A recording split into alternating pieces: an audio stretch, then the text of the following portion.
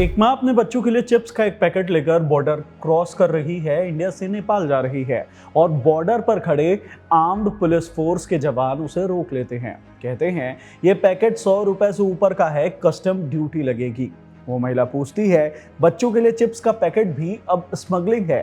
ये सीन किसी फिल्म का नहीं है, ये एक रियल वीडियो है जो नेपाल के नेपालगंज बॉर्डर से आया है और पूरे सोशल मीडिया पर वायरल हो रहा है। और इस एक वीडियो ने एक ऐसे रूल पर स्पॉटलाइट डाल दी है जिसने नेपाल के बॉर्डर एरियाज में रहने वाले लाखों लोगों की जिंदगी मुश्किल कर दी है। तो आज इस पूरे मामले को समझते हैं। तो पहले समझते हैं कि आखिरकार ये रूल है क्या।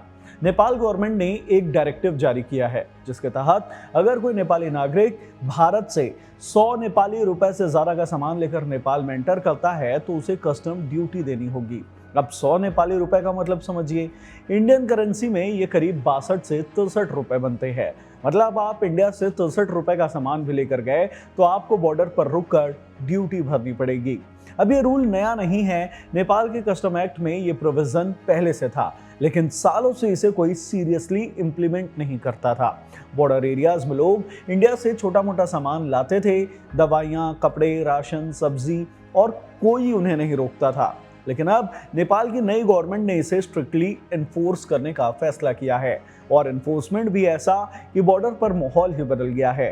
नेपाल की आर्म्ड पुलिस फोर्स यानी कि एपीएफ के जवान अब बॉर्डर पॉइंट्स पर लाउडस्पीकर लगाकर अनाउंसमेंट कर रहे हैं कि 100 रुपए से ऊपर का कोई भी सामान डिक्लेयर करना होगा। झापा से लेकर कंचनपुर तक, पूर्व से पश्चिम तक हर कस्टम पॉइंट पर क्रैकडाउन चल रहा है। लोगों के बैग खोले जा रहे हैं, साइकिल पर आने वाले लोगों का सामान चेक हो रहा है, लंबी लंबी लाइनें लग रही हैं। Custom department, revenue investigation department, district administration, Nepal police और एपीएफ की जॉइंट मॉनिटरी टीमें बनाई गई हैं और ये टीमें हर उस शख्स को रोक रही हैं जो इंडिया की तरफ से आ रहा है, चाहे वो हफ्ते के बाजार से सब्जी लेकर लौट रही कोई औरत हो या बच्चों के लिए बिस्किट का पैकेट लेकर लाता कोई बुजुर्ग हो। अब सवाल ये है कि नेपाल गवर्नमेंट को इसकी जरूरत क्यों पड़ी। इसके लिए थोड़ा बैकग्राउंड समझना जरूरी है। इंडिया और नेपाल के बीच करीब 1715 किलोमीटर लंबी ओपन बॉर्डर है।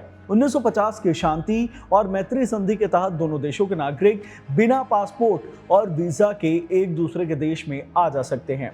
इस रिश्ते को रोटी बेटी का रिश्ता कहा जाता है। मतलब खाने और शादियों के जरिए दोनों देशों के लोग इतने गहराई से जुड़े हुए हैं कि बॉर्डर सिर्फ नक्शे पर है, जमीन पर नहीं है। नेपाल 5 भारतीय राज्यों से बॉर्डर शेयर करता है, उत्तराखंड, उत्तर प्रदेश, बिहार, पश्चिम बंगाल और सिक्किम।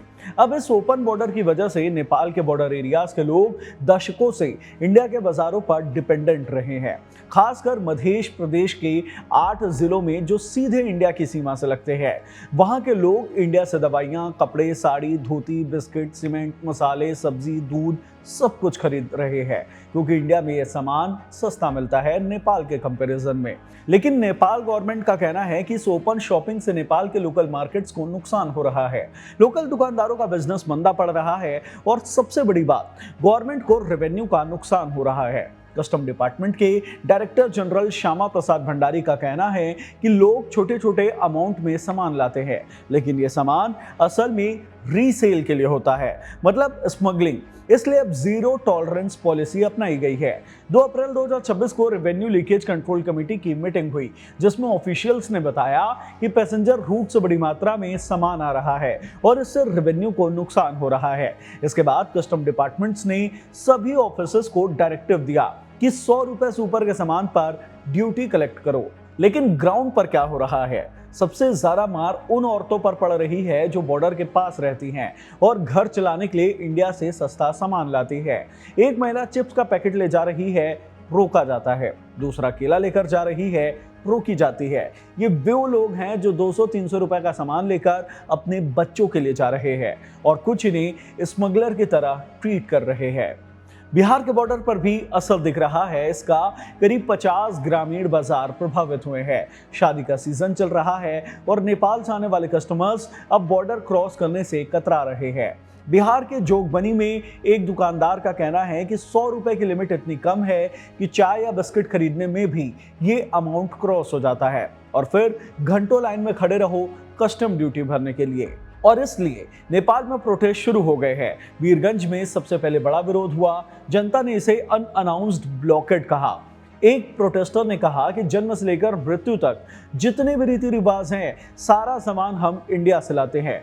खाद तक जो नेपाल गवर्नमेंट टाइम पर नहीं दे पा रही है, वो भी इंडिया से आता है। अब ये सब बंद, ये अनअनाउंस्ड ब्लॉकेड है। नेपाल की मुख्य विपक्षी पार्टी नेपाली कांग्रेस ने भी इस फैसले की कड़ी आलोचना की है। उन्होंने इसे सामाजिक न्याय और राष्ट्रीय एकता पर चोट बताया है और गवर्नमेंट से तुरंत इस फैसले को वापस लेने की मांग की है। राष्ट्रीय स्वतंत्र पार्टी के डॉक्टर राजीव झा ने कहा कि महंगाई के इस दौर में 100 रुपए की लिमिट बेहद कम है और अव्यवहारिक है। उन्होंने कहा कि एक बेटी जो अपने मायके से ससुराल जा रही है और साथ में कुछ सामान लेकर जा रही है, उसमें और कमर्शियल सामान में फर्क होना चाहिए। Nepal India open border interaction group ने भी गवर्नमेंट से मांग की है कि घरेलू इस्तेमाल के सामान पर 0 कस्टम ड्यूटी हो।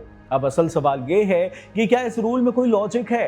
देखिए, स्मगलिंग रोकना जरूरी है, रेवेन्यू बचाना भी जरूरी है, लेकिन 100 रुपए की लिमिट जो इंडियन करेंसी में मात्र 63 रुपए भी नहीं बनते, क्या ये प्रैक्टिकल है? नेपाल के पूर्व कॉमर्स सेक्रेटरी पुरुषोत्तम ओझा कहते हैं कि लीगली तो गवर्नमेंट के पास ये अधिकार है, लेकिन सवाल ये है कि इतनी कम लिमिट कारगर होगी या नहीं। अगर लोगों को बॉर्डर पार जाकर काफी पैसा बचता है तो वो रास्ता निकालते रहेंगे। सिर्फ इन्फोर्समेंट से समस्या हल नहीं होगी।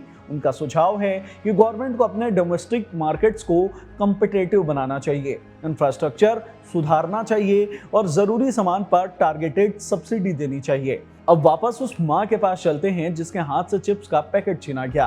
वो अब भी पूछ रही है कि बच्चों के लिए चिप्स लाना भी अब गुनाह है। और ये सवाल सिर्फ उस एक माँ का नहीं है, ये सवाल नेपाल के बॉर्डर एरियाज में रहने वाले लाखों लोगों का है, जिनके लिए इंडिया का बाजार सिर्फ एक मार्केट नहीं है, बल्कि रोजमर्रा की जिंदगी का हिस्सा रहा है, दशकों से, पीढ़ियों से। और अब एक रूल ने ये सब कुछ बदल दिया।